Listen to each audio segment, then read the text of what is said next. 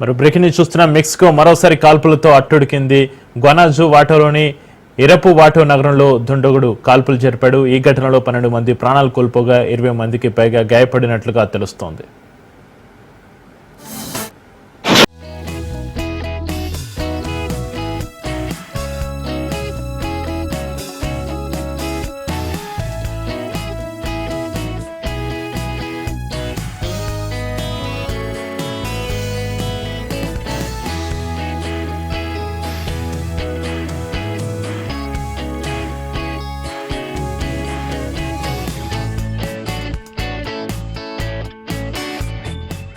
కొందరు ఓ స్ట్రీట్ ఫెస్టివల్ను ఏర్పాటు చేశారు. అయితే ఈ కార్యక్రమంలో పాల్గొన్న వారంతా డ్రమ్స్ వాయిస్తూ డాన్స్ చేస్తూ ఉండగా గుర్తు తెలియని దుండగుడు అక్కడికి వచ్చి వారిపై ఒకసారిగా కాల్పులు జరిపాడు. దీంతో అక్కడున్న వారంతా భయభ్రాంతులకు గురయ్యారు.